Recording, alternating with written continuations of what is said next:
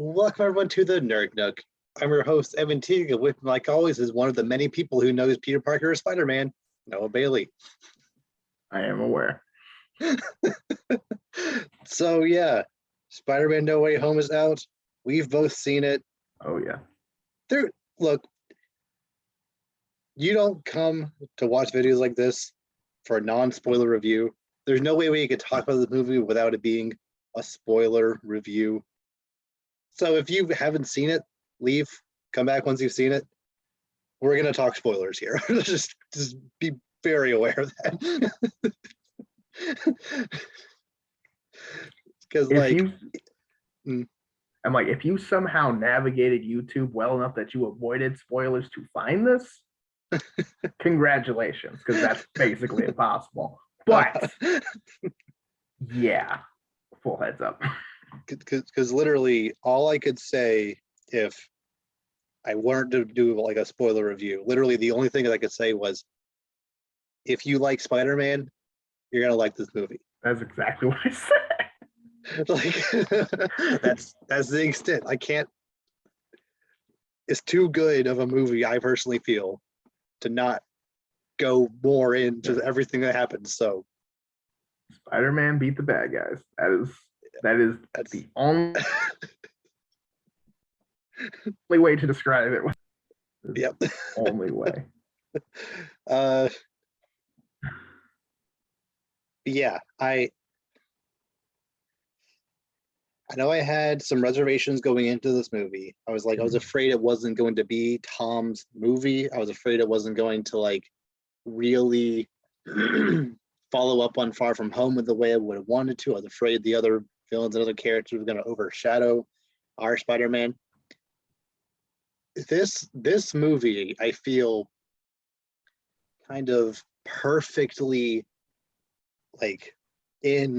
perfectly rounds out this era of this, Marvel, of this MCU Spider-Man. Like, it's essentially the end of his origin trilogy. And I think that is a very, very cool concept for, like, it does follow up on the original two movies very well, I think, but also kind of gives fans who are a little like, oh, he's just Iron Man Jr. He's not really the Spider-Man that I know and love. Like, by the end of this movie, he is now like the true Spider-Man, and I think that was very, very cool.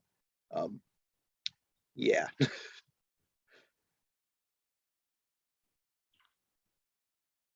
So here's my thing. I'm gonna start off with my biggest disappointment with this is, I guess, my theater was dead. I was so upset. Really? Yes. No, your theater didn't cheer, clap, anything? It was literally me and my friends were carrying all the cheering, all the, oh my God, oh. It was just us. And I was so upset. I was like, I want to buy another ticket because I feel like I got robbed. But of course, they were sold out for the whole weekend, so I couldn't. Yeah. So I think we're gonna go again tomorrow, and maybe we'll get some first timers or some more excited fans, because I was so because you went Friday night, didn't you? Yes. Weird, because I went Friday night, 7:00, like prime time. Like, I was prepared for people in full costumes. Like, I was so hyped. And I brought web shooters. Like, oh my God. Like, I was like, I was like, are we in the wrong movie? Am I in the wrong? What is happening? Like, in the first minds, and I'm like, why is no one else freaking out with me? Like, or us? I guess, I don't know. We as a collective were highly disappointed in our theater, because that's something I always love about opening night. Oh yeah. It's like going to a sporting event for nerds. It's great. Everyone just starts cheering. It's loud. It's like we're in the movie almost. It's so exciting. And like, the whole movie, just nothing. And you thought, okay, maybe the first one went over people. And then if you're not cheering for this one, you're in the wrong movie. And it's still like nothing. And I'm like, really? Like I am actually up, and it was distracting because I still enjoyed the movie, obviously. Yeah. But I was still like, why is no one like? Am I missing? Why is no one freaking out? Like I was so like I was, because again, you can't, like, you can always see the movie again, but there's only so many theaters where you get those unique reactions to it. It's like like when we saw Endgame, bro, theater was lit. Like everybody was losing their mind. Everyone's yelling. People, every like, single person yes, lost their minds. Whole theater, like people are cheering. Somebody stood up. And I was like, sit down. But it was like literally my entire theater stood up when Captain America caught the hammer. Like my entire theater stood up and cheered. Like that's what I'm saying. Like, no, when everyone came back, bro, I couldn't hear the movie. It was great. Made me weak like the movie. No, you couldn't hear anything. Like you couldn't hear a word. Everyone's like, yeah. You would have thought like Jesus came back through the window. Like, you know what I mean? Like people were losing their minds. I'm sure Alvin Silvestri's, Avengers theme was like blasting, like, as good as it's ever been during that moment. I couldn't hear it, but it was fine. No. The first time I heard the Portals music was like on Spotify, like a week later. I didn't even notice. It was so long, like a minute, 2 minutes of just, whoa, go get him, yeah, get him, Cap. Yeah. Everyone was, yeah. Which is hilarious because in my theater specifically, the theater, like, even though all these people are coming back, my theater cheered the loudest when Spider-Man reappeared. Yeah. So it's really funny that in Avengers Endgame, at least my theater, people cheered the loudest when Spider-Man came back. Yet in your Spider-Man movie experience, they didn't cheer at all when either Andrew Garfield or Tobey Maguire showed up. No. No. No, literally us freaking out. Just this little row E in the theater, just row E's losing their minds. Everyone else, cool. More Spider-Man. More Spider-Man. Like, are you kidding me, bro? What do you mean? Like, I swear. No, and the worst part, the absolute worst part is the only time I heard anyone that wasn't in our group cheer for anything is when Tom Hardy. I said, no, now is not the time to cheer. Oh my God. Like I felt betrayed. I felt the fandom had doubted. At least the fandom was not present. I was upset. I'm like, where are my apparently they all went to my theater the day after, because I went at 11:30 Saturday morning, and at every little thing, like at least like a good part of the crowd like cheered. Like when Charlie Cox Daredevil showed up, people even cheered for that. The guy sitting next to me was losing it the entire movie. It was great. That was me. When Doc Ock showed up, Green Goblin, just like any little reference, people like cheered. J. Jonah Jameson calling him a menace was fantastic. Oh my gosh, there were so many moments. I'm like having a seizure in my seat, basically. I'm like foaming mouth guy all over again. It's like, oh my, yeah, but even the Charlie Cox thing, I was like, okay, maybe that went over some people's heads. Maybe that, because again, that's not MCU, that's Netflix. You know what I mean? Okay, I'll give you that one. And then, I think Gok shows up. I'm like, okay, well, that was in the trailer, so I guess it's not like oh my gosh, like it's exciting, but no break. But I'm like, okay, now ain't no way y'all should but like enough about my disappointment. Let's talk about. All right, go ahead. Sorry, like Andrew Garfield showing up. Those weren't the most popular Spider-Man movies, so maybe people wouldn't cheer for him. They should. He was great in this. We'll get to that more later. Everyone knows Tobey Maguire Spider-Man. Right? Like everyone. Even if you don't know comic books, even if you don't know Spider-Man movies, Tobey Maguire is Spider-Man. Tobey Maguire is more recognizable as Peter Parker than actually Tobey Maguire. Like, come on. Like, It's not like he looks any different. He's just like No! This all looks like 2002 Toby Fresh. Like, but voice a little. His yeah, voice like, kind of went a little bit, but I mean, it's been 20 years. Like I don't. yeah, that's what I'm saying. Like, it's been about as you would expect it to be, and it's like, But yeah, considering that was the one, at least off like out of the gate, that was the one negative that you have had to bring. Like, I loved this movie. Like, it was end to end one of my favorite super movies, at least of the year, if not like, you know, in a long time. The action in general was so clean. Like, Spider-Man versus Doc Ock was like, you know, obviously the train scene from Spider-Man 2 will always be, you know, like the gold standard for superhero action, but like this was pretty good. Like the Iron Spider versus the tentacles was just a very fun thing to watch. Which somehow I didn't think of that until it started happening. I was like, get him. Like, you know what I mean? Because I was like, yeah, you can do that. Like, you know what I didn't think about it, but it's still like, yeah, that makes perfect sense. Go for it. And like, just so much. It's so. Yeah, like this movie did everything I wanted it to and a little more. And I think because of that, I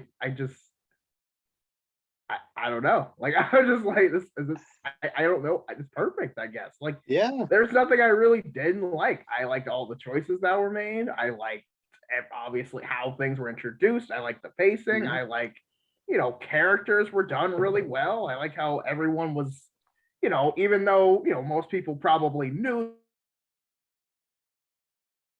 their origins, they still explain this person. You know, the characters aren't stupid. The characters can figure things out. Like, you know, I just it was just really well done. Like, one of my favorite scenes is all of the villains chilling in that Doctor Strange dungeon, like all kind of collectively realizing, like, if we go back to our timelines, we're seconds away from dying. Like Doc Ock knows that Osborn dies, and Sandman knows that we both die.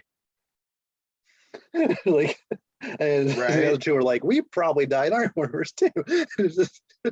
Right. And I like, again, like, they're smart enough, they figure that. And I loved that was the cause for the whole Spider-Man versus Doc. It wasn't like a stupid fight, or wasn't like very forced. That seems like a very natural reason to have a conflict, because obviously Doctor Strange is like, you know, forget those villains. And, you know, Spider-Man's more like, you know, no, we're, you know, we can help them. We can, and that's that's a real conflict, because, you know, not gonna lie, I'm kind of with Doctor Strange. Like, no, that actually happened. Forget them. There is no way we're gonna let this go. Like,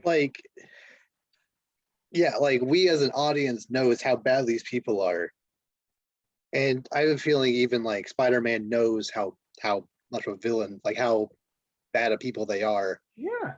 But because, and like, but you can kind of like understand both sides of it. Yeah, Doctor Strange, she is like the neutral, like, you know, the world needs to work a certain, like, time, you know, time space needs to work a certain way.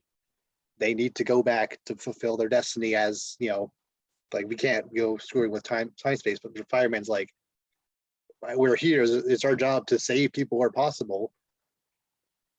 You know, like, so yeah, like them fighting it, and Peter versus Doctor Strange was another just fantastic. Just again, every single fight scene in this movie was fantastic. That one was particularly very cool. Yeah, how they just go, you know, and it goes, and, you know, and yeah, you've seen it in the trailer, but it looks still visually stunning. It's super cool. The mirror dimension is awesome still. Spider-Man somehow still outsmarts him because he uses his powers in a way you wouldn't expect. Or like how he uses the what is it called where he takes his soul out of his body or whatever? I forget what The it's called. astral projection, Yes, maybe. yeah, astral projection, and his spider sense still works. And I was like, and if you notice, like while Peter's soul was floating there, you can like see the like spider sense, like what are they called? Like, you know, in like games or comics when like spiders like the zapping yellow these like or like flashing. Yeah, they were No, like I didn't notice they were that. translucent, but they were like kind of flowing around his head like that. So oh, that's so cool. See, this is why I think I'm going to get tomorrow. So this is what I'm gonna look for. Yeah, like hopefully like, tomorrow's theater's better somehow. But his spidey sense is so powerful, even when his spirit his soul is not in the body, he'll still just go like, on instinct. No, that was so cool. I was like, see, that is exactly why. Like, yes, like yes, you know what I mean? And like that, and again, that was all in like the first like 45 minutes, hour of the movie, which is like awesome. And like, and I just gotta say, Wong being the new Sorcerer Supreme on a technicality is very funny. It does make sense though, because if you just dip for 5 years, they can't just not have one. But who gets to decide who's the Sorcerer Supreme? Because like I assumed it was like the previous Sorcerer Supreme kind of like passes the title on to the person they determine worthy, because there's not like a wizard council. There's not like a right. Like, did he just like Strange isn't here? Most wizards aren't here.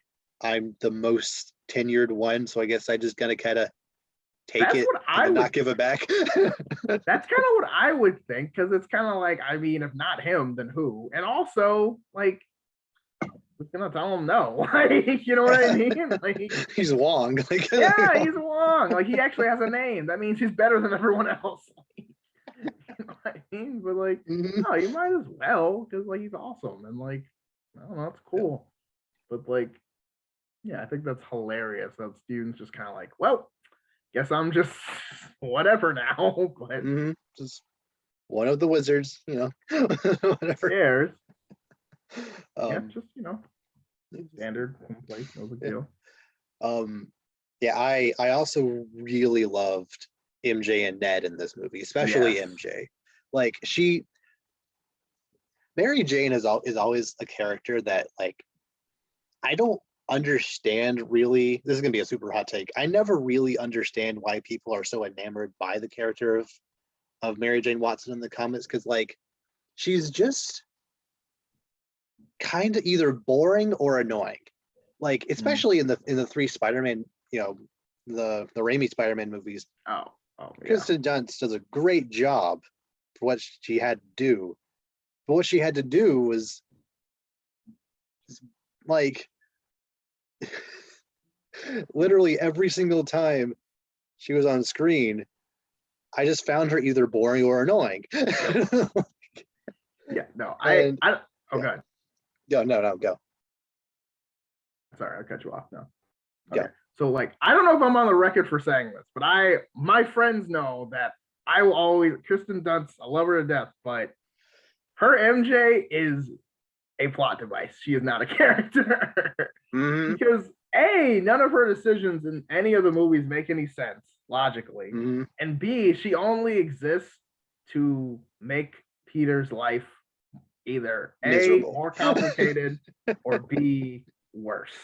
Like, she doesn't really add anything positively. And she's not positive. She's not a good friend. And she's kind of the worst. She's like a bad girlfriend. And because I mean, she kind of knows there's like a rivalry between like the guys, and she kind of like, you know, feeds into it. Then she kind of just casually tries, you know, gets married to, you know, random astronaut guy. And then it's just kind of wait, not just random like, astronaut guy. Also, wasn't it Jameson's son? Isn't it that guy? Yeah. I mean, it is the son of your best friend's least favorite person. Yeah, I mean, I don't give her crap for that, because I don't know if she actually knew that part. I don't know if that was. I mean, she knew, but it wasn't like for that purpose. So like, I'll give that a pass. Like, yes, we know That's like, wow, really? It had to be him. But Mm. it's like, that's one of those things where I'm like, okay, I'll give that a pass. But it's more about how she kind of like, even when she's like engaged to this person, she's like, Peter, I still have feelings for you. And then when Peter's like, hey, I kind of too, she's like, Peter, I'm engaged. It's like, you brought it up. What are you doing? This was your idea. You can't like act like I'm crazy for going along with your idea. And then she's like, and then she kind of just drops the wedding for Peter. And then after he does that, she's like giving Peter crap about it. And I'm like, I like Harry more now. But why? yeah, I know. But then in Spider-Man 3, despite the weird dancing, when Peter does the same stuff that she was doing, now Peter's the worst. Mm-hmm. And MJ was all, no, he didn't go about it the best way, but that doesn't mean MJ all of a sudden is completely in the right and all things powerful. Like MJ is still the worst. But yeah, again, and like even just outside of those movies, I'm currently watching through the '90s Spider-Man show on Disney Plus, but it's very good so far. Yeah, very like quality. Once I'm done with like at least a couple of seasons, I'll do like a full on like thoughts, like breakdown. 100%. But like 7 or 8 episodes in, and still every single time, I think it might just be the problem of the '90s not really knowing how to write women all that well, period. Like as a baseline in any show, let alone like a Saturday morning cartoon.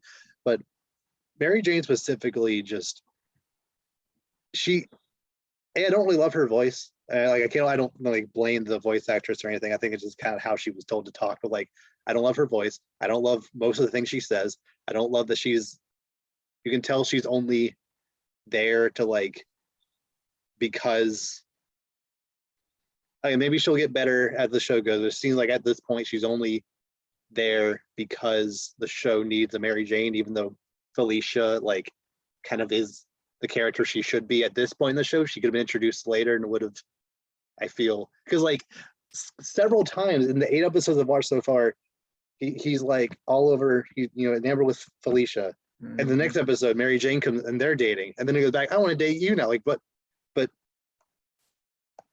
okay. Player, not the game.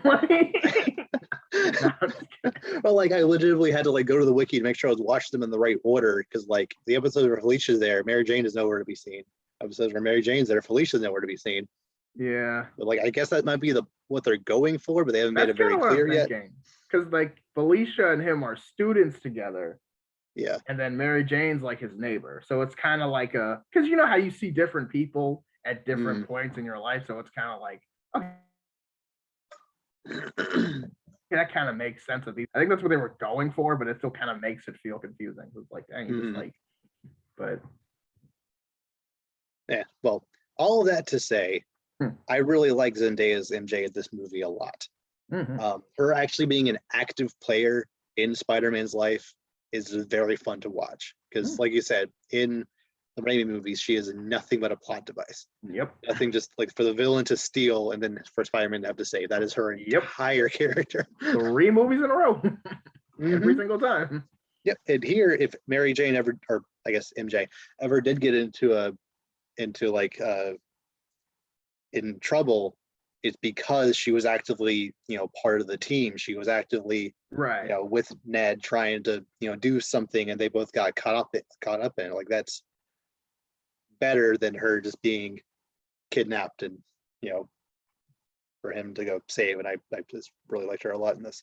No, I'm a big, everyone who knows me knows I'm a big fan of Zendaya in general, but yeah, I really like her MJ a lot in this series, because again, she's a different take, because she's actually a character, not a plot device, has good lines, and also and I also like how, and not just her, but like how characters react to things happening. They're not like, they're like, whoa, we should get out of here. Or like, you know what I mean? Like they respond appropriately to like bad things happening. It's like, yeah, that's what I would do too. Like I would run away, or I'd freak out, or I'd be like, what the heck? Or like, that doesn't make sense. See, I would call that out. Oh.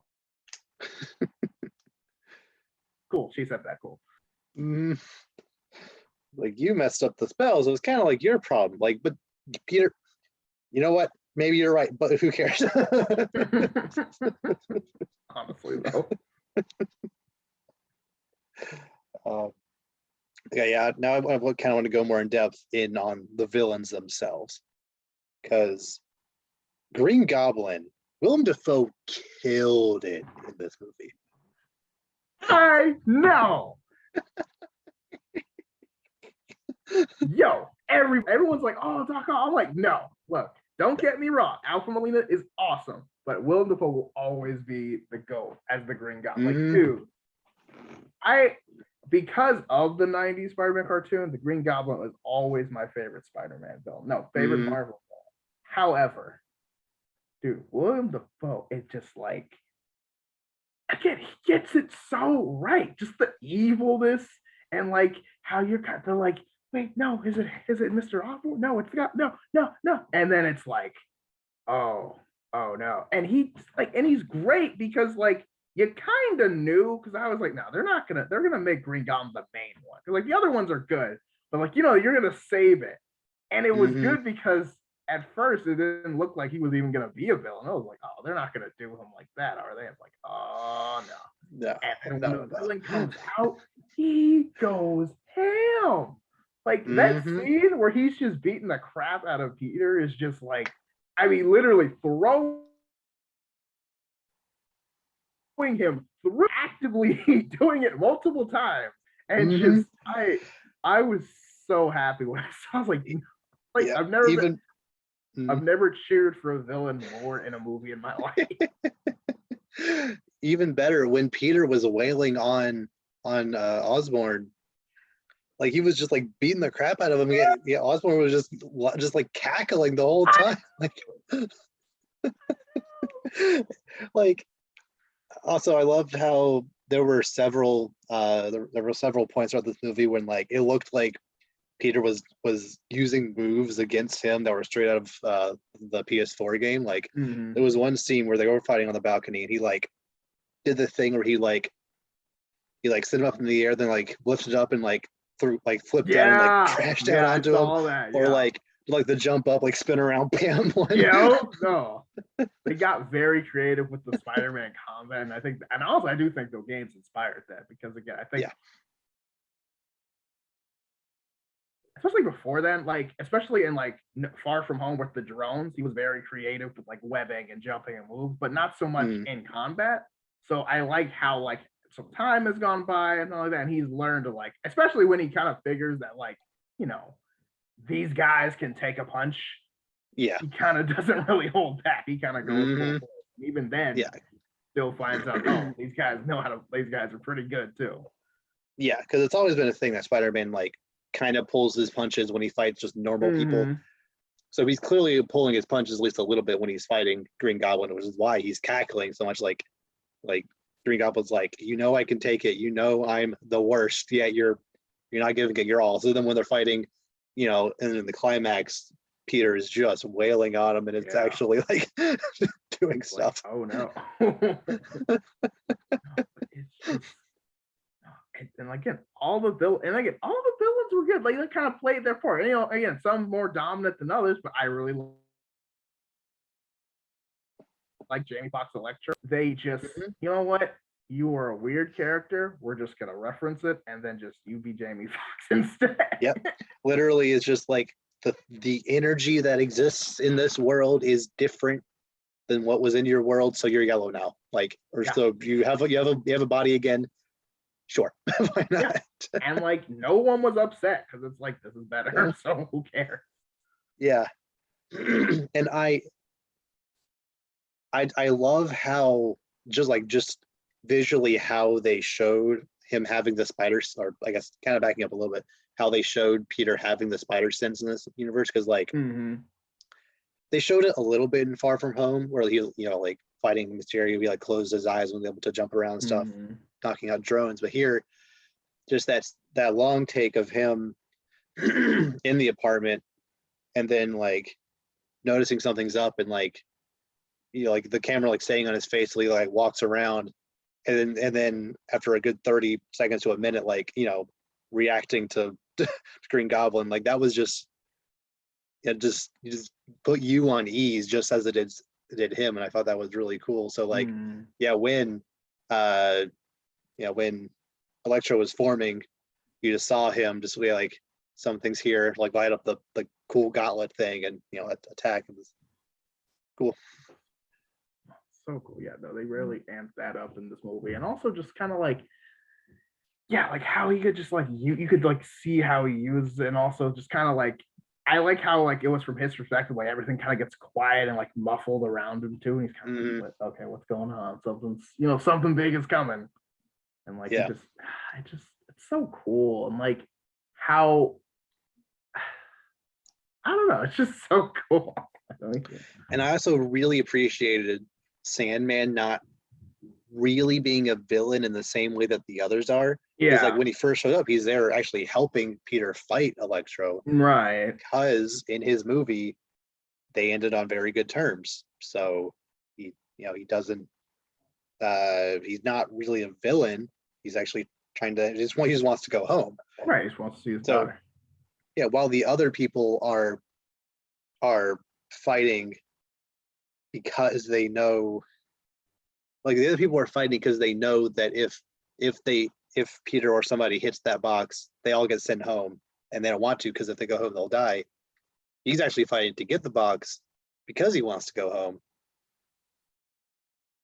Yeah, like I thought that was very cool. And they had even though it was for different reasons, they had the same goal to try to beat him. Right. Yeah. Different motivations for the same goal of getting it no matter what. And like, it was cool how a lot of villains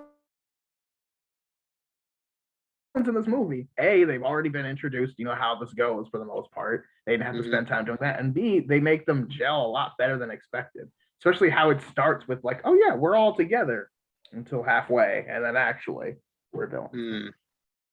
Yeah. I think you could have done this movie without the lizard. I think the lizard was the only one that was just kind of there. Yeah. But it was fine. Yeah. It added to it because it was like, you can't have 3 Spider-Man and only, you needed a little more, villains than Spider, especially they beat them all before. So you had to make it a little bit tough. But it's just kind of funny how the other villains, they like essentially were able to use tech from the apartment to like kind of enhance their powers. And then Lizard's just kind of a lizard. Lizard's like, yeah, lizard. But yeah, very well done. But there was one other thing with the villains I wanted to bring up. No. Okay, now I want to move on to, kind of relate to the villains. The most shocking thing that happened in this movie. I wasn't expecting Aunt May to die. That came out of, Really? I until they started going that direction, like when she started getting more involved, I was kind of like, oh no. Because for one thing, you kind of knew like, okay, so like this is the third one, so like this one's gonna be different, and there also has to be something like the theme of consequences for your actions has always been kind of a Spider-Man, especially with this Spider-Man. And I feel like because of your choice, you know what I mean, with the Doctor Strange thing, and I thought Doctor Strange was gonna be like, this is a teaching moment. This is what happens when you don't take responsibility. You know what I mean? So I could have seen. So I knew something bad was gonna happen. But then when Aunt May started getting more involved, and also when the Green Goblin kind of like, oh hey, I met this guy. This is Norman. Everyone's like, oh my god.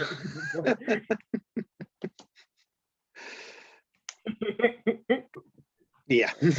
But yeah, it was a little unexpected, but the heart wrench was real, man. I was just like, oh man.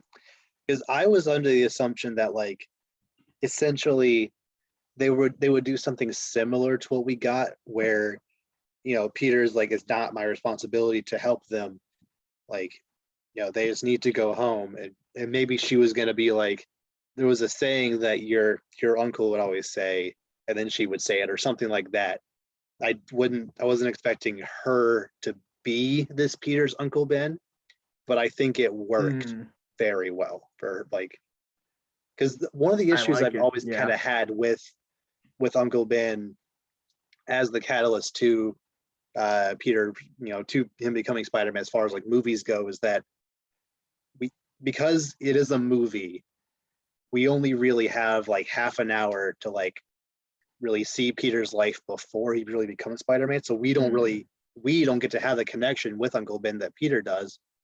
So we don't really understand what it means when he loses him. Whereas we've had kind of 4 movies with this Aunt May.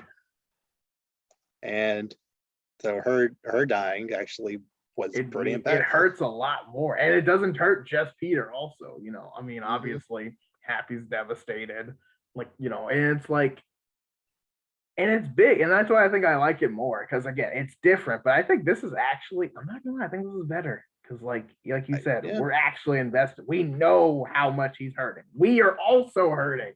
Because it's like, oh no, I love Melissa Tomei. Like, please no. Yeah.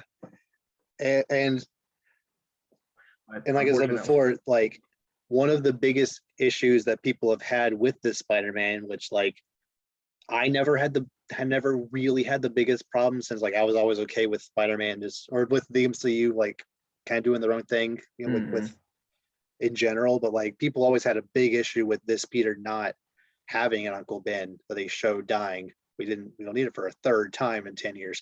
Like and him not having that creed of great power, etc. But they didn't realize that this entire trilogy was building to that happening.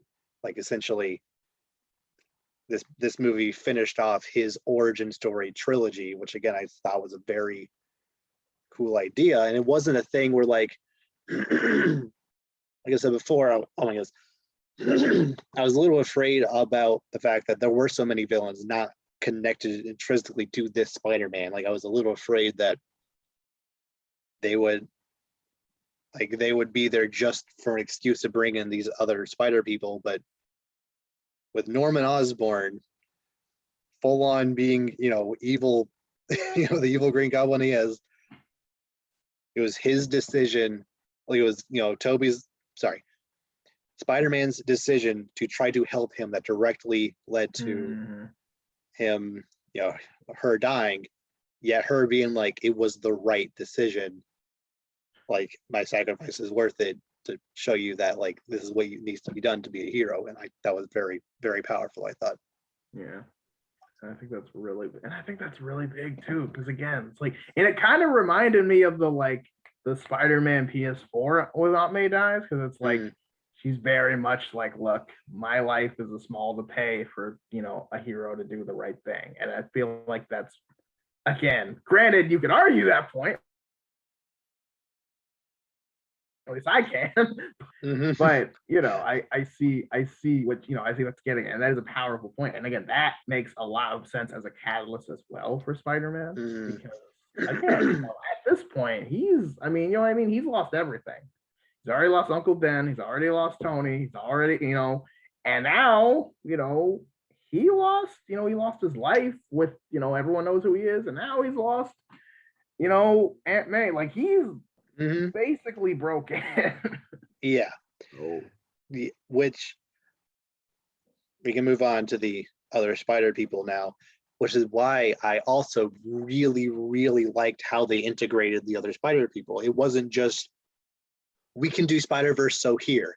It was, these Spider people exist in order to enhance Tom Holland Spider-Man's story arc. Like they exist as like, we've done this before, we've been through this. Yes, we will obviously help you fight the villains, but we're also here to like help you through this grief. And yeah, that was just very, very nice. Yeah, like they each had their own personal stories. But again, because their movie series exists, you can also, they know what he's going through. Because, we saw his Uncle Ben. We saw the Uncle Ben. We saw when you don't always catch the girl. You know what I mean? So like they get it. So like, and again, who else to give you a pep talk than basically yourself? You know what I mean? I also like, in theory, like even as early as last movie, this Spider-Man would have freaked out if he had seen two other Spider-Man in this world. But here, he's just like, I don't want to deal with this right now. Like, it's cool you're here, but I just go away. Like, that was the initial reaction of just like, I don't want to talk to myself right now. Like, that was just. It's like the Loki thing where he's like, I don't even know why that one's an alligator. That's not even the weirdest thing. You know what I mean? Stuff, you're just done. Mm-hmm. Like, you're just like, you know what? At this point, I don't even. Who cares? Like, whatever. Sure, there's other Spider-Man, but like, no. I think, and again, like making it a teaching moment as they're get here, and also it was also kind of smart how they brought him in. It was like, you know what I mean, bring Peter Parker here. Like, it was very like, yeah, that makes sense, because I thought they were gonna do the thing where it's like everyone who knows Peter Parker is Spider-Man. It's like, well, obviously other Peter Parkers know they're Spider-Man. You know what I mean? Mm-hmm. So I was like, okay, maybe that's how they're gonna spin it. But no, it was kind of its own little thing. Also, I think it's hilarious that Ned can do the sling ring. Mm-hmm. He can't go. Yeah. And again, like, just really, I like how they did it. And the best part for me was like, they don't just mess around. They know what they're doing. They're like, okay, I know I have this formula. We can do this. This is the antidote for them. They were not messing around. They knew exactly what to do. Because again, they've done this before, and it's kind of like an Into the Spider-Verse where you have Miles who's kind of just like sitting there, and then all the other Spider people are like, okay, here's what we're gonna do. Like they've done this enough times where it's like, yeah, we don't need to worry about this. Yeah, but like they didn't outshine Peter, our Peter, in his own movie, because he also had his own strengths of being able to lead them as a leader. Even though he's younger, he's actually has worked in a team before, and I thought that was really cool. Yeah, and I thought that was smart too, because again, you think about it, they haven't really been on team. Definitely not Andrew Garfield and Amazing Spider-Man. I mean, I guess you can count Harry as a team member for like a quarter of a movie in the Raimi movies, but I mean that didn't really last that long. So like, yeah, he's the only one. He has legit team experience, leadership experience, and also he knows the world they're on. And also just like, yeah, it was really cool to see them all shine their own ways. Yeah, and it was even like cool when they first showed up. Like Andrew Garfield in this movie, I've always gone on record saying those movies were not his fault. He was always like some of the best parts of those movies. If it just had a better vision, if the people involved knew what they were doing, The Amazing Spider-Man could have been a very good series of movies. It was not Andrew's fault. And this movie proves that Andrew Garfield is a very good Spider-Man. Like, he got the charm, the wit, the sarcasm, the smarts, the look in general. Like, he just looked better as Spider-Man in this movie. It helps that he had the Amazing Spider-Man 2 outfit, which I was very afraid of, because Amazing Spider-Man 1's costume is kind of terrible, and the second one is fantastic. Upgrades, people, upgrades. Yeah. So like, when Ned says, I want to see Peter Parker, and you just like see a Spider-Man in an alley like running towards you, I immediately knew like, is that it? Like it is that Spider-Man. And and then Toby comes in just like, not dressed as Spider-Man. He's like, oh, he just got off the couch.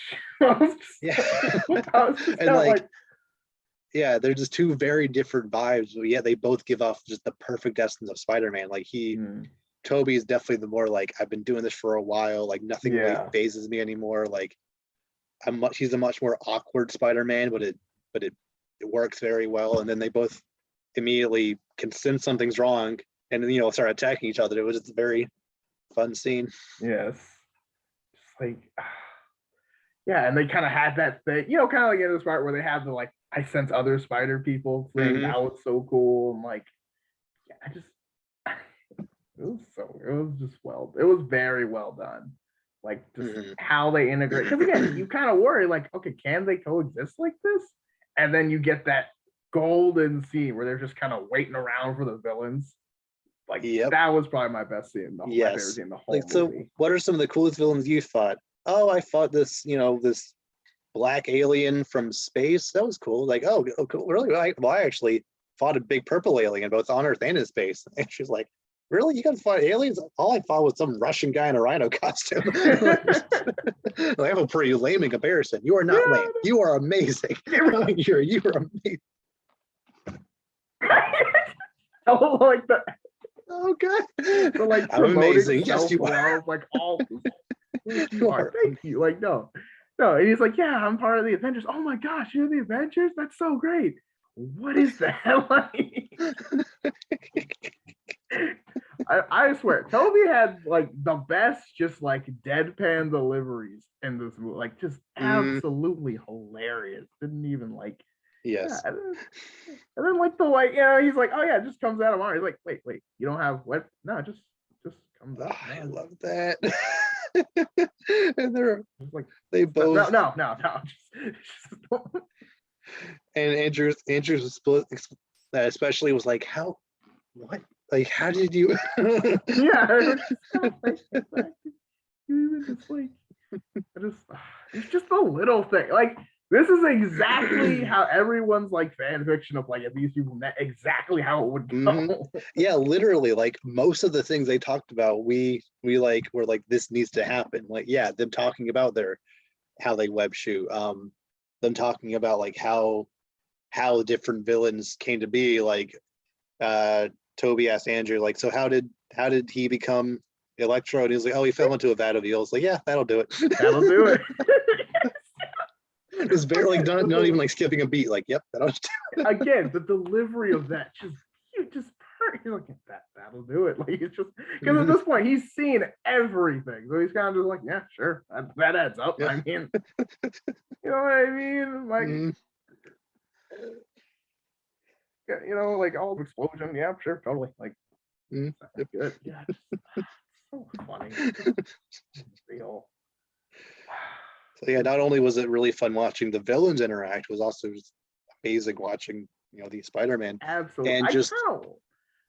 What? Sorry, go. I want them to do it again. I'm not gonna lie. I agree. I don't think they will, but they totally should. Like 1,000. Yeah. Yeah, like it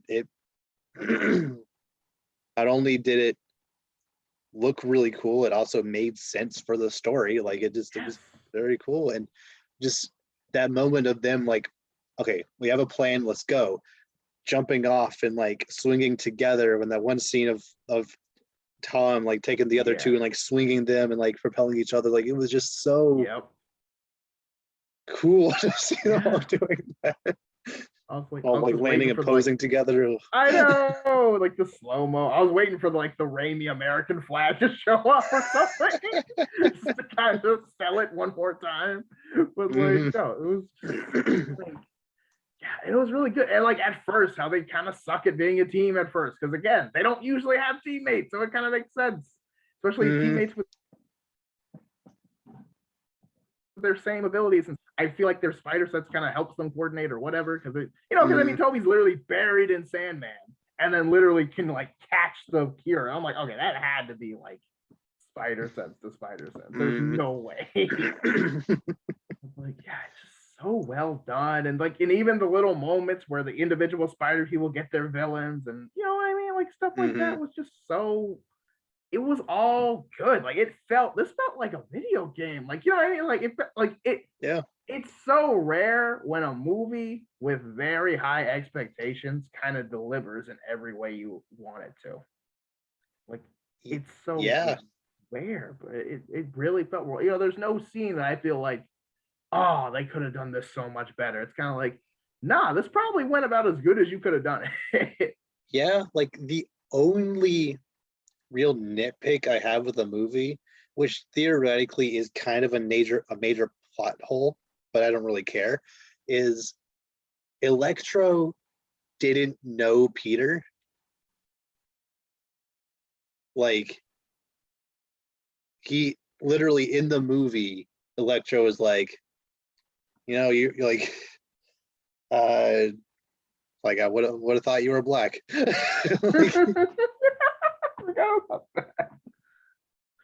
So he didn't know Peter Parker. Yeah, he's one of the people that was brought in because he would have known Peter Parker. So that's just the one very minor nitpick. Oh yeah, that doesn't make any sense. Well, okay. Well, but the argument could be that, you know, theoretically maybe different Peters look differently. Like maybe his Peter Parker could have been black and his could have been white. You know what I mean? Theoretically, or maybe, or maybe that, maybe that when him and Harry teamed up for a bit, maybe he revealed his identity. He didn't like tell him. He didn't like know what he looked like. Maybe he knew the name. Yeah, that's probably better. Maybe. Yeah, I'm trying to remember how that goes in that movie. I forgot Harry's like really weird in that movie, but like very weird. Yeah. But I like Dane DeHaan, but that was a weird Green Goblin. Yeah, but no, I mean, yeah, that kind of maybe needed again. I think the joke was good enough that it gets a pass, but like, yeah, but yeah, that is a little bit of a plot. But yeah, I feel like if he just knows the name instead of the face, I feel like that works still. Yeah, I'm not mad at it. There's probably a bunch of weird little things that if you thought about it for half a second, like it doesn't really make sense or could have been done better. But like, I don't want to do that. The movie is, I feel, very good. Not only as a nostalgia, not only as like nostalgia bait, not only as a fan service movie, just as a very strong follow up to the last movie, a strong closure for this trilogy, very strong movie for this Spider-Man. I thought it was done very well. Yeah. It's just like, it's gonna be so hard to like see something on this level and then like Hawkeye's in 2 days and you're just kind of like, I kind of agree. Oh yeah. Like, you know what I mean? Again, despite, spoilers, but despite some big stuff happening in Hawkeye, but still like yeah, but like literally everything you could possibly think of happened in this movie. Like we didn't get a full on like courtroom scene, but we got a little bit of I know. Yeah. Cox. Yeah. Daredevil, like in the MCU. Boom, you're welcome. Like again. And again, because you can't just be like, oh, that was just, a minute. Like, bro, we got a whole Disney Plus show based on a throwaway cameo in Avengers Endgame. Like, we could get another, we could get a Daredevil reboot, we could get whatever. And it wasn't even a thing where it was like, this is like setting up Matt Murdock for the future. Like, this is him as a lawyer, and in the future he'll, like become Daredevil later. He's clearly already Daredevil. Yeah, no. Brick with the I love how they both went for it. Yeah, he got it first. He's like, "How do you catch that?" He's like, "I'm a very good lawyer." Like, that's a great line to reveal nothing and everything at the same time. Yep. Oh my gosh, no, that was great. I just, I know. And one of my friends had seen Daredevil when he showed up, and she was like, "Oh wait, who's that? Why are you freaking out?" I was like, "Oh, no, it's the Daredevil guy." Watching Daredevil, I'm like, "It's so good." I'm like, like I know, but yeah, no, yeah, it is. Yeah, but again, like pretty much anything you could have asked for in this movie was in this movie. And I think we also talked last week about how we were a little afraid that like even if this is like, even if this is important to this Spider-Man, we were a little afraid that it wouldn't really have lasting ramifications for the rest of the MCU. We were afraid it was just going to be like, we were afraid that Tom Holland was going to be like stuck in a different dimension. Yeah, that didn't happen. We were afraid it was just going to be like, multiverse is here now, but that's just going to essentially be fixed in Multiverse of Madness. No, the entire planet has forgotten who Peter is. Every single person. Yeah. See, and this,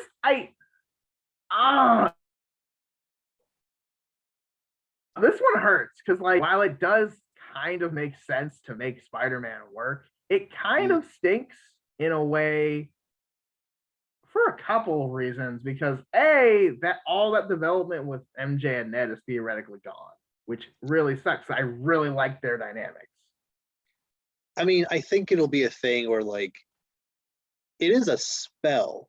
So, like, I think theoretically, if like Peter can reforge that relationship, it'll just like come back. Maybe. They could, because it was erased with magic, we could just assume that magic can be erased or it can be fixed with magic, or something. Maybe. Yeah, I imagine that'll be the Spider-Man 4 or later. Yeah. Yeah, but it was still it was a very cool scene when he did go to the coffee shop where MJ worked, and like he was getting ready to to explain what happened. He saw the cut on her head and was like, she's been through enough, she's been hurt too much by me already, it doesn't need to be right now. I don't want to force it. Like, maybe it's better she doesn't know, and just moves on. Like, that was a very, very mature and like just very cool that happened. Yeah. My thing with the spell though is, okay, so I understand that everyone forgets that Peter Parker is Spider-Man. I understand that. But does everyone forget Peter Parker exists? Because that's what it seems like. Yeah. Yeah, because like they still would have been classmates. So she still would have at least known who he was. So that's why I was kind of like confused, because I was like, I like, you know what I mean? Like, I thought it was just gonna kind of go back to like the beginning of Homecoming, where it's kind of just, I think the way the spell was worded is that everyone forgets who Peter is. That's terrifying. Yeah, I don't know if that was necessary, but that's what I'm thinking. I feel like it was a little over umbrella just to be safe. Granted, I get it, because in the moment you're not thinking clearly. You're just like, okay, we gotta fix life. But at the same time, it's like, be absolutely certain nothing else bad can happen. I just need to basically be erased completely. Like, yeah, but I mean, I guess that's cool for like, it's a weird reset. And again, he doesn't have Aunt May anymore, or Uncle Ben or Tony, so it's like those relationships are okay, I guess, post-mortem. But it's like, like no Happy, no none of the other Avengers. Yeah, that's kind of what I'm worried about. I'm like, do the Avengers still know Spider-Man exists? Is Spider-Man still an Avenger? Because clearly Spider-Man has still known, his history is still established. J. Jonah still says he's a menace, still has a reputation, etc. So it's like, do the Avengers just not know he's just Spider-Man? We don't know who he is, I guess. That's weird. I mean, of the Avengers that are left, I don't really know that many who would actually really know who he is. I mean, most of them would, because he was at their funeral, so that's right. Funeral, so and also, there's the whole there's the Captain Marvel scene where she calls him by name, so like that's pretty evident. Obviously, Doctor Strange not knowing anymore, like Wong and them, and as far as I don't think Falcon would. No, I don't think Falcon. Nah, there was never really like a scene where it was like, legitimately like he still knows Spider-Man, but like But yeah, most of the Avengers probably don't. Like, obviously there's the funeral, so you would assume pleasantries were exchanged, but like for the most part, yeah. How they're gonna, just like the end of the last movie. I don't know how they're gonna get out of this one. But it was very satisfying seeing him like taking the opportunity, like, my ties with Stark Industries have been cut. No one knows who I am. Like, essentially, I can just reset my entire life, and like, his costume was ruined during the fight, so like, time to make a new one with my own ability, my own stuff, and he knitted himself the iconic red and blue, the OG, the big spider emblem. Like, it looks so good in Swing at the very end. It really looked good. Mm-hmm. Man, just what I mean, dare I say it, a near perfect what? Spider-Man movie. Yeah. Like, I haven't seen Spider-Man 2 in a while. I'm sure it still at least holds up fairly well, as much as the movie from 2004 can. But this movie, like, is definitely the best in this trilogy by far. Oh yeah, that's not even fair, but yeah. Like, I don't think it doesn't even come. I don't think it comes close to topping Into the Spider-Verse. No, Into the Spider-Verse is one of the best movies ever made. Period. Like, I think the only Spider-Man movie that could possibly top that is Across the Spider-Verse Part 1 and or 2. And or 3, hopefully. And yeah, but yeah, like, as far as MCU Spider-Man goes, I really couldn't think of a much better way to wrap up like this little like origin trilogy we had here, and it was good. Yeah, no, about perfect. Everything you could ever ask for. Got the OG Spider-Man back together. Spider-Verse in a real live action movie actually happened. The memes, the theories were true. Not that, fans would have rioted if it weren't, but still, like, yeah. I mean, yeah, just can you imagine that? Like, imagine going back to like what 2016 and all three Spider-Man from the 2000s are going to be in a movie together, and they're going to just go through, wreck all the villains, and it's going to be the greatest thing ever. And you're just like, nah. Sony would never. Like, we just got off of killing Andrew Garfield's trilogy.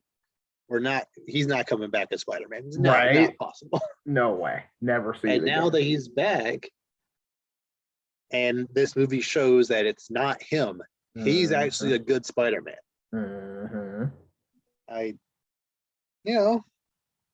Whether it be like a show or him cameoing in other things, or him being the Spider-Man in the Venom verse, having him more like having him be Spider-Man more, I wouldn't be opposed to it. I'm not gonna lie, that's a good idea. Him being Spider-Man in the Venomverse, I feel like he fits that a lot more than Tom Holland Spider-Man does. Yeah, I agree. Which, kind of going off that, I was terrified when Venom showed up in the after credit scene. I was like, oh no, this Venom is like, he's here now. He's just gonna, because when he teleported into this dimension, that wasn't the same. Was it the same? Did it? I mean, was that related to him teleporting, or the other villains coming in, or was that just its own thing? I mean, there's really no way of knowing. The way it's set up in Venom 2, it doesn't seem like it, because it seemed like that was on the symbiote's own power. Okay. But A, there's no record of symbiotes really ever being able to cross dimensions, as far as I know. I don't think so. And B, what? So like, he did disappear in a similar way that the other characters in this movie disappeared, but he didn't know Peter, so he only learned about Spider-Man at the end of this movie, or I guess he learned about Spider-Man existing in that after credits scene of Carnage, once he got into this dimension. Right. And so like, maybe I should go over there and meet him, and then he flipped away. So I don't. When everyone else did. Yeah. So. I mean, the way I kind of see it is like maybe he came on his own power, and then Strange used, Strange basically did the whole like, okay, everyone from this universe gets forced back where you came from, so he kind of had to leave against his own power. It's like he lets himself in, but he gets walked out, kind of. Okay. So to speak, maybe, but at the same time, I don't really know. I don't think they really, it's really intended to be understood. It's kind of just, oh, Venom's here, and he left a little something. I was so right. I'm so glad I was right about this movie not bringing Venom here, but the symbiote did leave, did stay. It was like I was so terrified that Tom Hardy would be the movie, the series' Venom. Nope. We have the opportunity to have that storyline still happen in this universe, still potentially either this universe's own Eddie Brock, or Flash Thompson become Venom, or something else like that. Yeah. Sony doing those stupid Venom movies doesn't ruin anything for the MCU. Again, with this seriously, Morbius doesn't show up somehow and ruin everything. He does, it better be in the Blade movie where he cuts his head off. That's the only. There it is.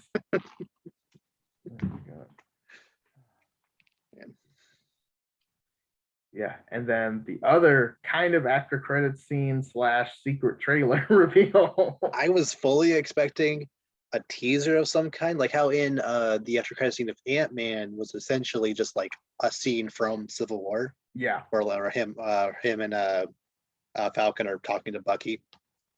I was fully expecting that to essentially be the scene kind of we saw in the trailer of Doctor Strange walking up to Wanda and being like, "This isn't about what happened in Westview.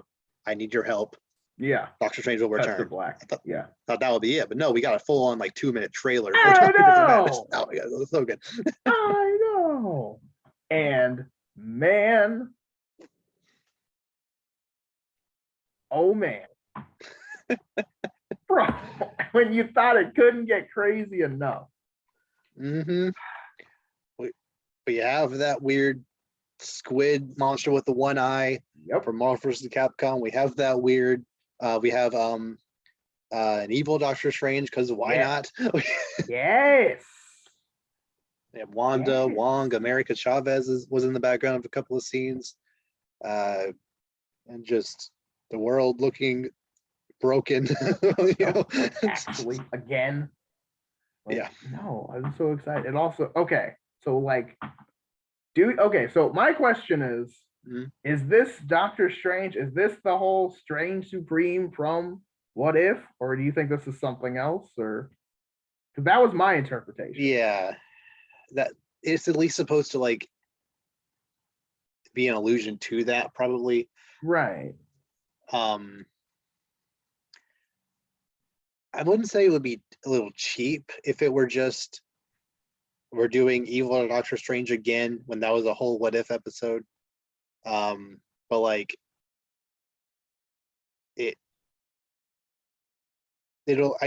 I wouldn't put it past them, like, because What If exists, as a multiverse story as it is, elements of that being in Multiverse of Madness makes complete sense. Yes.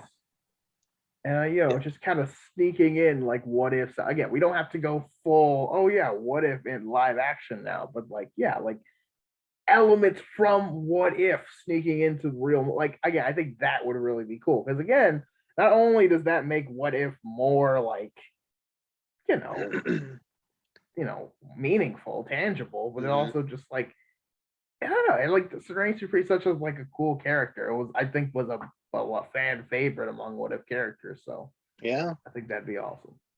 Yeah, and like in the end, Strange Supreme wasn't really a bad guy. Like in the end of like the finale of What If, like he he pretty much saved the day at the very end, like to keep the balance of the multiverse. So if it is that same character, it's not necessarily the worst thing in the world, I guess. Yeah. And I think that's, because again, he like carried that Guardians of the Multiverse team so hard against that Ultron. But again, like you said, not a super evil guy, but again, could be like, help enlisted to keep the multiverse in balance, or like, I'm you but stronger, basically. Like, like it would be kind of cool if he essentially is, like you said, like a agent of the Watcher to make sure this doesn't happen again. Right. So when our Doctor Strange is over there, either whether it be our Doctor Strange is the one that broke the multiverse, or he's just trying to fix it, him running into this other Doctor Strange makes sense. Yeah.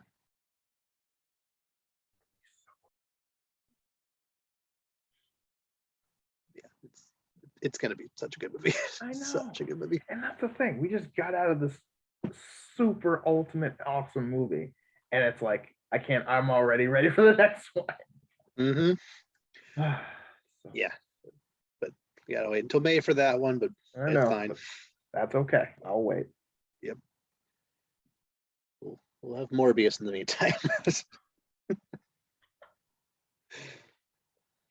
I like to think we have, at least, what is it, next week Book of Boba Fett drops? Yeah, next Wednesday, Book of Boba Fett. Or next Wednesday. This Wednesday we probably get to see more Kingpin. Yeah. In Hawkeye, actually see him like actually doing something this time. That's awesome. Yeah. Yeah, Kingpin's finally in MCU. There's Yelena and Kate Bishop actually seem very. I feel like that's gonna work. Yeah. Like that last episode of Hawkeye was definitely the best of the series so far. So I'm really looking forward to the climax. Yeah, I've liked the progression. Yeah, and again, I'm excited. Yeah, and again, like if we get like it's like, oh yeah, Hawkeye and Black Widow movie, but like, you know what I mean? Yeah. Like, I wouldn't be against that, because again, I like these characters, especially together. So I'd be cool with that. Yep. Yeah, like it's gonna be hard for a future Marvel movie to top No Way Home, which,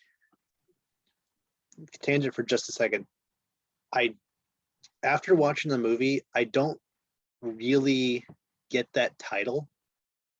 Like, originally I was under the assumption it was going to be like more of a metaphorical, like, Spider-Man has no way back to his original life, which I guess technically is what happened, but I don't know if that's, I think they would have called it something more direct if that were the case. It's not the villains having no way home, because they do have a way home. They're trying to not go home. Spider-Man didn't leave the dimension, so he doesn't have a literal way back home. So I'm not sure why they call it that. Yeah, I mean, I feel like if you ask them, they would probably say, "Oh yeah, it's the metaphorical," because home is where your heart is. When Aunt May is dead, everyone else you love is doesn't even know you exist. So he's basically, the life, the home he is accustomed to living no longer exists theoretically. So I guess you could play it off that. Other than that, I mean, maybe just like I don't know, I think it was kind of at the beginning. It was like, yeah, your life as you know it is gone because everyone knows you're Spider-Man, and now your life as you know it is gone because no one knows you're Spider-Man. Yeah. So, yeah. Yeah. And I am very excited that it looks like we are actually getting, like in future Spider-Man movies, it looks like we actually are getting Spider-Man in college storyline. Yeah.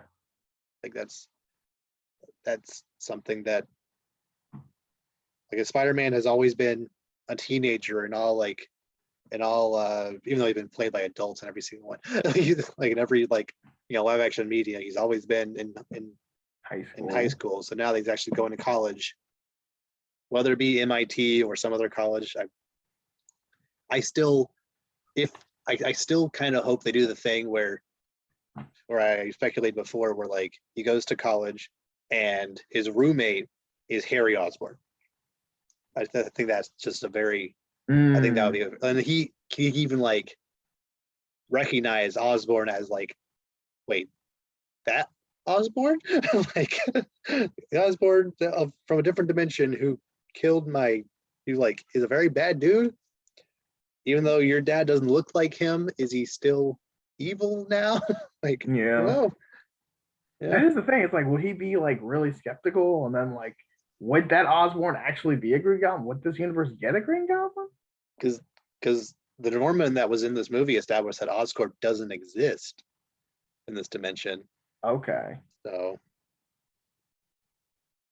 I don't know. It's true. That's true. I think maybe they don't go with Harry, but again, there are, there are a lot of Spider-Man characters that haven't really been tapped in this universe that can be used. Yeah. There's no Black Cat Felicia Hardy character.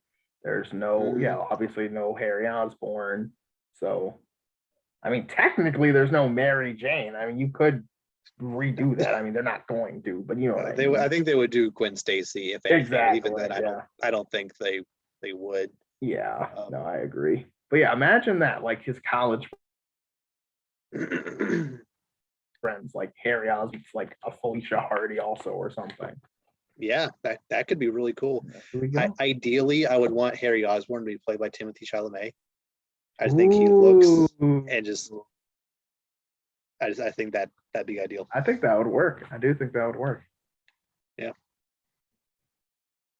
He's the new Hollywood golden boy.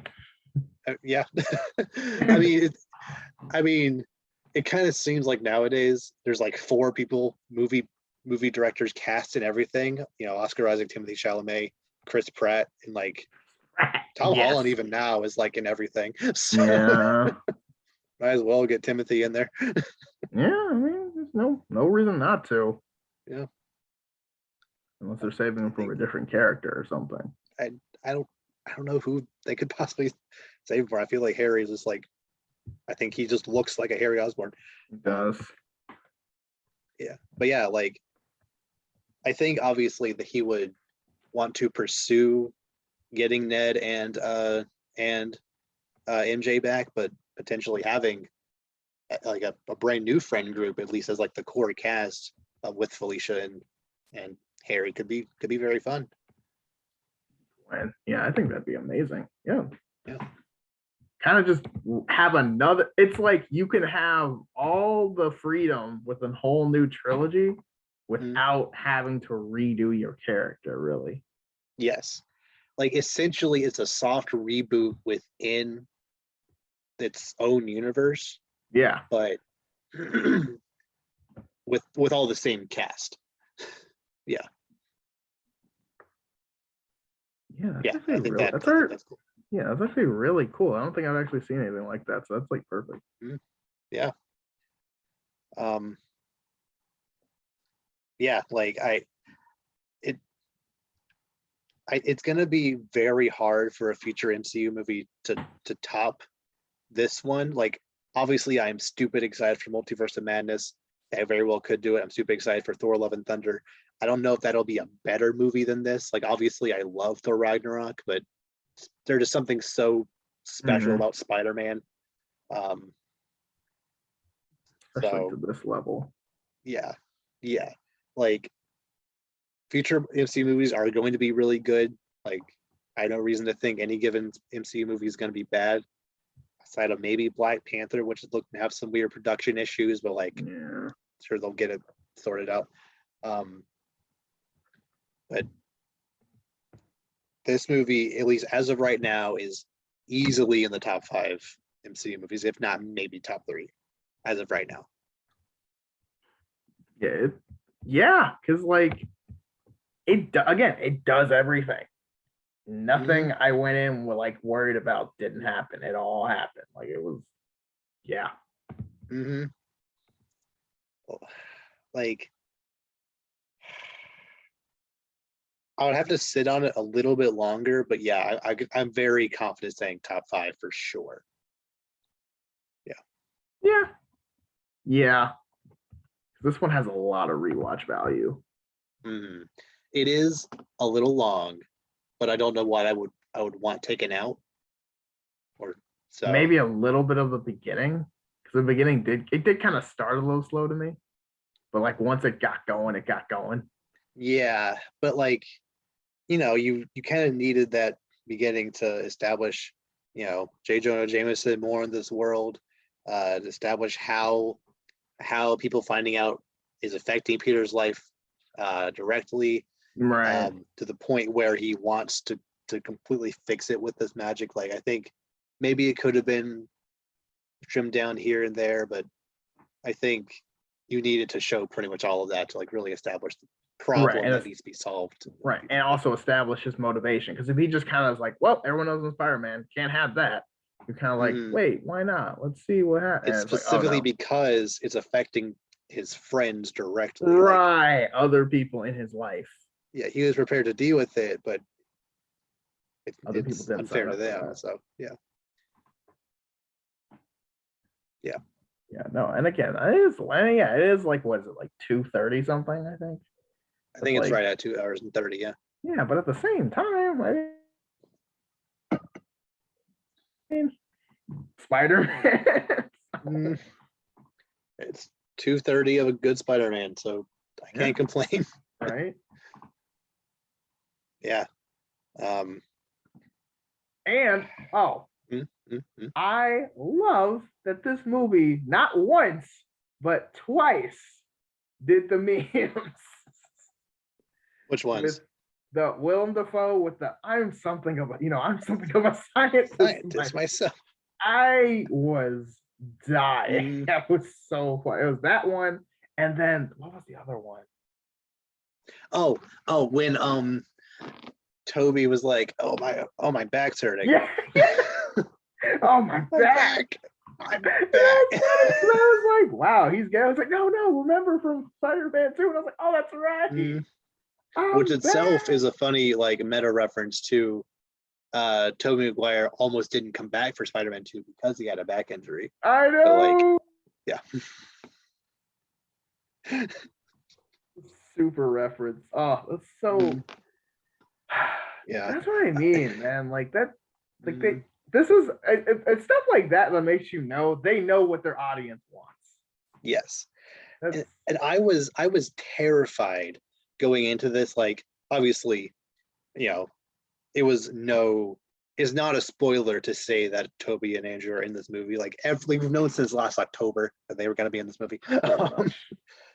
But I was kind of afraid it was going to be a thing where, like, yes, all three of them are in the movie, but it's a thing where like they're shot in a very specific way to like not show all three of them on screen at the same time. So like, yes, they're all there, they're in the movie, but like they weren't on set all together. Yeah. And like if they're all in their suits, they're gonna CG them together. Like, I was afraid of something like that, but like no, cropped awkwardly where you can obviously tell it wasn't actually them together. It's like no, they were, all the three actors were together. Yes. Like, it was like a long period of time, which is great. Yeah. Like, me and my brother, like, both apparently, like right before the scene with Andrew Garfield showing up, we both needed to pee a little bit. And it was like, well, every single scene that would have happened, I have a feeling like every single scene that we could walk out for 2 minutes to use the bathroom already happened. Yes. I guess we just have to wait. And then there's like an hour left. Like, so it was very funny. Like I never need to pee in movies, but of course, as soon as like the movies start like really getting good, I need to pee a little bit. So a little distracting, but it was fine. It's like, I need to pee, but I'm not gonna. No, I have made it ever since it was the first. It's actually Spider-Man: Homecoming, where a friend of mine went to the bathroom. And I was like, oh, it's okay. It was like right when they were getting ready for prom. I was like, it's okay. He's just gonna do dumb prom stuff. He can miss the bathroom. He comes back and he's like, what I miss? And we're all just like, yeah. So her dad wasn't happy to see him. You know what I mean? Like, the biggest reveal in the movie, he just missed. I was like, oh, dude, that sucks. So like ever since then, I'm like, okay. I always make it a ritual. As soon as I sit down in the theater, I immediately stand right back up and go to the bathroom. Like it is a tradition. It was like no, I use the bathroom right before going into the theater. Like right, like before going into the room, but apparently it wasn't good enough. But it was wasn't enough. I handled it. To go back. No. Especially for this one, I'm like, there's always like 30 minutes of like, opening credits and other movies and trailers and stuff. Previews. I don't know why I couldn't think of previews. But yeah. So I'm always like, or like during a preview or something, I'm like, let me make sure I go. Cause it's like, okay, I need to like maximum sittage time so I don't miss anything. Yeah. It's so funny. Like one of my friends got up and I was like, well, don't be a casual, sit down. We gotta stay for the after credits. Really? One of your friends tried to leave? Yeah, I know. He was newer. He was newer. We gave him a pass. Because again, we had a whole row. So it was like, I mean, there was a lot of us. So I was like, okay, no. I did see a very high amount of people walk out right after. Like we are 13 years into the MCU, and there are people who are still walking out before the credits. I mean, I would forgive walking out after the Venom one, maybe, because there's not always a second after credit scene, but like, come on. No, it's so funny because literally I never, for any movie now, I never leave until at least one after credit scene because every movie does it now. Yeah. But for some reason, for Venom, I was just like, nah, I'm tired. I kind of want to go home. And of course, the one time the Venom after credit scene actually matters. Because the first Venom one was just a trailer for Into the Spider-Verse, so that wasn't important. Right, but it was just, but I mean, you know what I mean? It was just kind of like, like it's Venom. Because I was like, oh, it's probably gonna be like Morbius or something stupid that I don't care about. It was not. So like, I was like, oh no, I missed that. Well, yeah, imagine walking out mid credits of Far From Home. Yeah.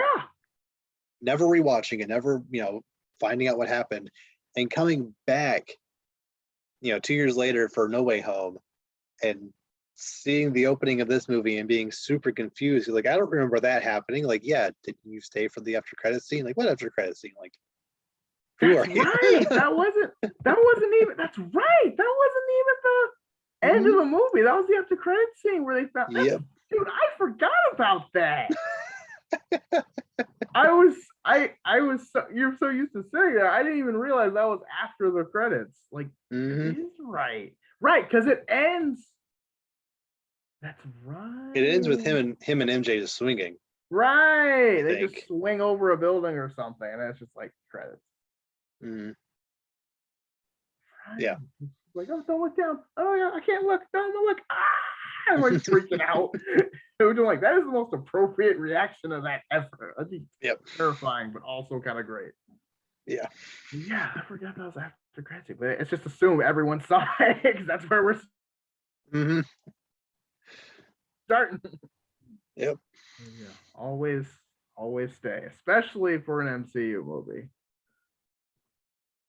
Yeah. But yeah, like I said, just so many he walked out. Not that it was like super important to see Tom Hardy, but like, when that Venom symbiote shows up in 2 movies from now, it's kind of good to know where that came from. Yeah, and also, I mean, you didn't know that's all it was going to be. It could have been something even huger. Yeah. You know what I mean? Like, it could have been anything. It could have been like Thanos. I don't know. Like, yeah. Could be Mephisto. He's gonna show up at some point. I swear. No, the thing, they're gonna keep not doing Mephisto till we forget about it, and then they're gonna be like, guess who's back? if there's a Ghost Rider movie 5 years from now, and they finally cast Keanu Reeves as Ghost Rider, and even in freaking Ghost Rider, Mephisto doesn't show up, I'm gonna lose it. It's like, no, they can't. Keanu Reeves as Ghost Rider would be epic. Yes. No, it's like he's great. It's like he's busy doing the Matrix. They're probably gonna redo those again, but I don't know. But nah, yeah, man, just nothing else I can say, but just wow. Again, expectations were through the roof. And they were expectations were met. like, yeah, it's very, very few times a movie has been this hyped and it actually lived up to it. That's what I'm saying. Like, I was really worried because again, I was like, okay, there's a lot of like an astronomical amount of hype for this movie. If this movie does not deliver times 10, it will forever be shit. Especially the Spider-Man community. Oh my goodness. Amazing for a minute. Movie was out of the park. Yes. Like even Endgame, which had, arguably more hype going into it, like, I could see why some people might be disappointed in it, even though I think it's unfair to critique that movie as a movie, but whatever. Like there are things here and there, like I can see people being disappointed about not making sense, etc. But like there's very, very few things I could even nitpick about this movie. Mostly because partly because I don't want to, but also because it's just a good movie. Yeah, it's a good movie. It's like, and again, the things that are kind of like, oh, this doesn't make sense. It's like, well, that might not, but also A, you could make an argument probably, and B, like, you don't really care. like, if it's he's like, oh, that's just an excuse to have this character. I'm like, but is that really a bad thing? Like, no. like it makes the movie better having this character in it. So if the reasoning isn't, ironclad, it's not the worst thing ever. But yeah, again, it is what it is. And yeah, if you haven't seen this movie, go watch this movie right now. yeah, go to theaters. They're still open. Like, I mean, I would obviously recommend watching at least the first 3 MCU Spider-Man movies. If you watch every Spider-Man movie released, you'll get you'll understand it even more, but those aren't necessary as long as you've seen at least Far From Home. But you'll enjoy it exponentially more if you've seen all of them. Yeah. But even then, in its own, like as a movie in its own right, it is still a very, very solid piece of media. And good. Yeah, if you do the homework, you'll have a much better experience. But if you don't, it's not like you're gonna hate it. Yeah, exactly. Yeah, like this movie still does such a fantastic job making Green Goblin like super compelling villain for this Peter. Yes. So great, because again, not only is the villain as strong, if not stronger than you, but he's also smarter than you, and also has better weapons than you, and he also knows who you are. He also, like, you know what I mean, willing to kill you. Yes, and like doesn't like Green Goblin's one of those villains who, like, every version of Green Goblin that shows up means business, which is why I love them. Because like one of it, like for example, the Spectacular Spider-Man and Green Goblin does, hey, guess what? I'm better than you. Die. Like, you know what I mean? And like that's kind of it. Like he just get introduced, he's like beats the crap out of Spider-Man. And like I love the part where he's like getting knocked off a building. He's trying to web his way up, and he just throws it and like cuts like 4 webs in a row. He's like, no, stop trying to survive. Die. Like, and it's like, it's stuff like that I really love about the villain, because a lot of villains, like, oh, they take their time, or I was like, no, it's just very much like, I want to get rid of you, please. And I know there's other versions where he kind of savors out, but that's usually after he's like really decided, okay, Spider-Man needs to be like there. But it's like, yeah, almost every version of the character that I've seen is very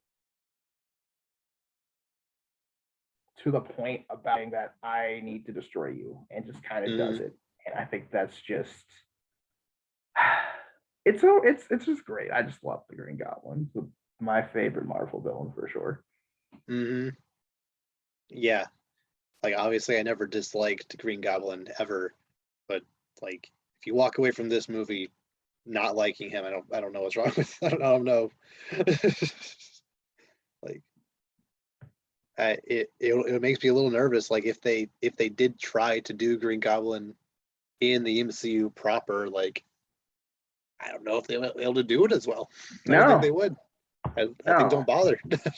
Because again, Willem Dafoe, like you said, bodied it, was extra menacing, really did a great job of just the emotion he brings to the role is just wonderful. He just gets so into it, so compelling, so chilling. And just, you didn't really, you know what I mean? Like, Goblin for this movie, but I feel like because of the advantages with, like, he's got the Stark tech and the Avengers and all that stuff, it's like, I feel like it wouldn't be the same as, here where it's just, you know what I mean? We already have a fully established Green Goblin. We know exactly what he's capable of. And I argue he's even better in this movie than he was in his own movie. I agree. I like the Green Goblin armor design, but like this Goblin having a more like Hobgoblin with like the hood and the scarf and like the tattered clothes, I think that design for Green Goblin. Also, like, I don't know how Willem Dafoe does it, but his face just already looks. He was able to just like with the hood on, it just looked like a goblin face. It was like. Oh no, he has what I call a Jim Carrey face, where he can just make his face look like a costume, basically. It's like I don't know if you've seen the clip where like Jim Carrey does the Grinch face with like his whole face relates and you're just like your face should not be able to do that. But no, like he basically, like I kind of put Willem Dafoe in that thing. He can kind of just get that like menacing, monstrous kind of look on his face. I'm like, it's perfect for that role. Right. Yeah. Any final thoughts about the movie? I'm gonna go see it again tomorrow. Yeah, I definitely want to rewatch it as soon as possible. Yep. Hopefully get a better theater than whatever Friday. I still can't believe it. Mine was good. My theater experience was fantastic. I've never seen anything. I bet your theater is always pretty. You always say your theater is good, which is well, no, the one up in Boone was always very good. The one that I usually go to, dead silent. Like this was the only time I've ever been to a movie theater, like at that one, that was like people were actually clapping and cheering. Really? The only time, to my knowledge, the only time I've ever heard anybody say or do anything during a movie at that movie theater was during Rise of Skywalker. It was right after he goes, "You're a Palpatine." One guy 3 rows in front of me went, "What?"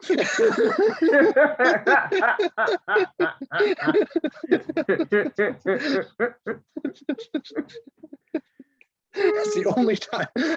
No one else said or did anything for the entire movie except for that one. What?